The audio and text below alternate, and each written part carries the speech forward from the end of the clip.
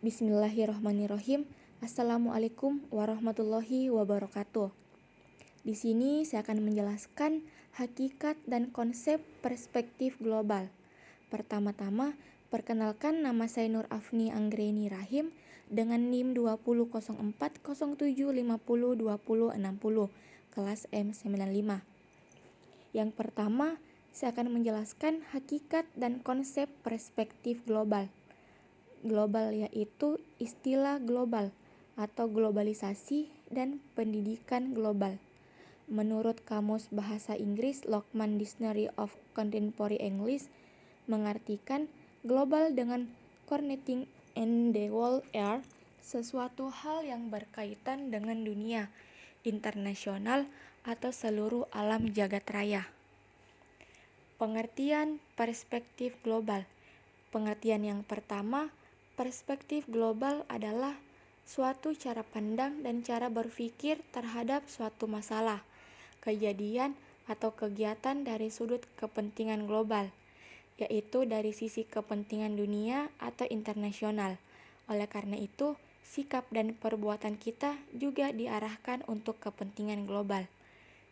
Pengertian yang kedua, perspektif global adalah suatu pandangan yang timbul akibat suatu kesadaran bahwa hidup dan kehidupan ini untuk kepentingan global yang lebih luas.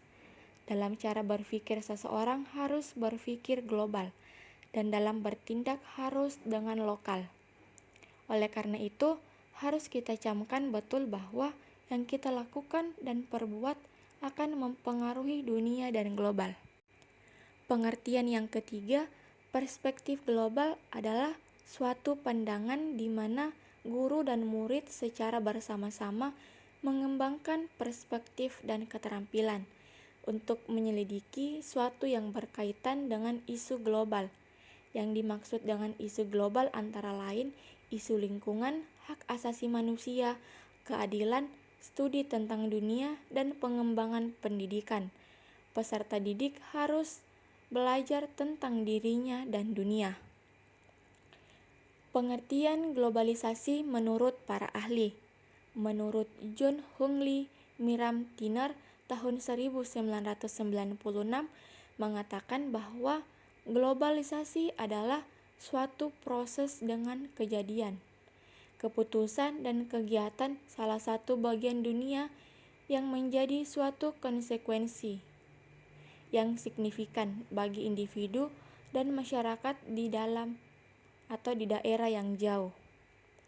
Menurut Albrow Yaya tahun 1908 mengemukakan bahwa globalisasi adalah keseluruhan proses di mana manusia di bumi ini diinkorporasikan atau dimasukkan ke dalam masyarakat dunia tunggal, masyarakat global. Karena proses ini bersifat majemuk, maka kita pun memandang globalisasi di dalam kemajemukan. Selanjutnya, ciri-ciri globalisasi menurut Hamijoyo Himbar tahun 1990. Yang pertama, globalisasi perlu didukung oleh kecepatan informasi, kecanggihan teknologi, transportasi, dan komunikasi yang diperkuat oleh tatanan organisasi dan manajemen yang tangguh. Yang kedua, globalisasi telah melampaui batas tradisional geopolitik. Batas tersebut saat ini harus tunduk pada kekuatan global, ekonomi, sosial politik, dan sekaligus mempertemukan tatanan sebelumnya sulit dipertemukan. Yang ketiga, adanya saling ketergantungan antar negara. Yang keempat, pendidikan merupakan bagian dari globalisasi.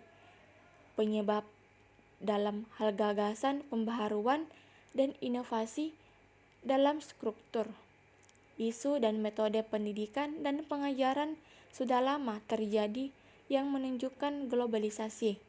Ini telah lama terjadi melalui literatur atau kontak antar pakar dan mahasiswa. Dampak positif dan negatif globalisasi dikemukakan oleh Tiller tahun 1998 bahwa dampak positifnya akan menyebabkan munculnya masyarakat megan kompetisi, di mana setiap orang berlomba untuk berbuat yang terbaik. Untuk mencapai yang terbaik pula, untuk berkompetisi ini diperlukan kualitas yang tinggi.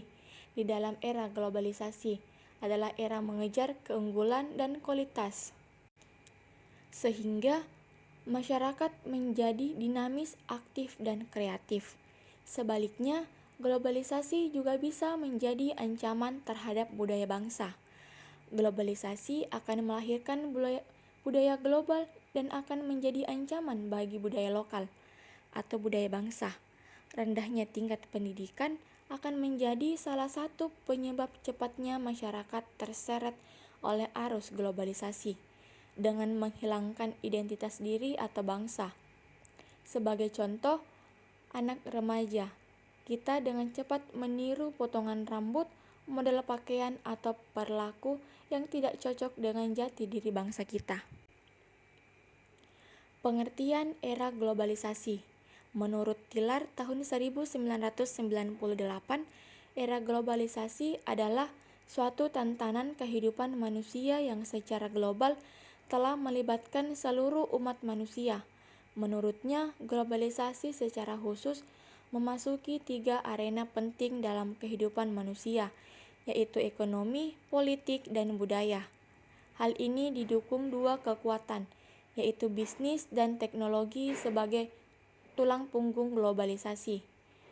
Maka ketiga arena di bidang kehidupan tersebut menempatkan manusia dan lembaga-lembaganya dengan berbagai tantangan, kesempatan, dan peluang. Ciri-ciri era globalisasi. Menurut Tiller mengemukakan ciri era globalisasi yaitu adanya era masyarakat terbuka. Yang dimaksud dengan era masyarakat terbuka dapat dibagi dalam 2 hal, yaitu yang pertama dalam bidang ekonomi, ditandai dengan adanya pasar bebas yang menuntut kemampuan kreasi dan menghasilkan produk-produk yang berkualitas. Kedua, di dalam bidang politik ditandai dengan berkembangnya nilai demokrasi dalam masyarakat dan demokratis, yaitu suatu masyarakat di mana setiap anggotanya ikut aktif dalam kehidupan bersama dan menciptakan kehidupan bersama yang lebih baik. Sedangkan masyarakat demokratis adalah masyarakat yang menghormati nilai hak asasi manusia atau HAM, merupakan masyarakat madani yang hak dan kewajibannya dihargai dan dijunjung tinggi. Selanjutnya, konsep inovasi era globalisasi. Yang pertama, dalam era globalisasi, kita berada pada suatu masyarakat yang terbuka dan penuh kompetisi. Inti berarti bahwa masyarakat berada dalam kondisi yang menghasilkan yang terbaik. Yang kedua, masyarakat dalam era globalisasi menurut kualitas yang tinggi, baik dalam jasa barang maupun investasi modal. Kualitas berada di atas kuantitas. Yang ketiga, era globalisasi merupakan suatu informasi dengan sarana-sarananya yang dikenal sebagai information superhighway. Oleh sebab itu, pemanfaatan informasi superhighway merupakan suatu kebutuhan masyarakat modern dan dengan demikian perlu dikuasai oleh masyarakat. Yang keempat, era globalisasi merupakan era komunikasi yang sangat cepat dan canggih. Oleh sebab itu, penguasaan terhadap sarana-sarana komunikasi seperti bahasa merupakan syarat mutlak. Yang kelima, era globalisasi ditandai dengan marak kehidupan bisnis. Oleh sebab itu, kemampuan bisnis manajer merupakan tuntutan masa depan. Yang keenam, era globalisasi merupakan era teknologi. Oleh sebab itu, anggota-anggotanya harus melek digital. Pendidikan global memiliki 3 tujuan menurut Hopes tahun 1997. Yang pertama, pendidikan global memberikan pengalaman yang mengurangi rasa kedaerahan dan kesukuan. Tujuan ini dapat dicapai melalui mengajarkan bahan dan menggunakan metode yang memberikan relativisme budaya. Yang kedua, pendidikan global memberikan pengalaman yang mempersiapkan siswa untuk mendekatkan diri dengan keberagaman global. Kegunaan dari tujuan ini adalah untuk mendiskusikan tentang relativisme budaya dan keutamaan etika. Yang ketiga, pendidikan global memberikan pengalaman tentang mengajar siswa untuk berpikir tentang mereka sendiri sebagai individu, sebagai warga suatu negara, dan sebagai anggota masyarakat secara keseluruhan atau global citizen. Mungkin itu saja penjelasan yang dapat saya sampaikan. Kurang dan lebihnya mohon dimaafkan. Wassalamualaikum warahmatullahi wabarakatuh.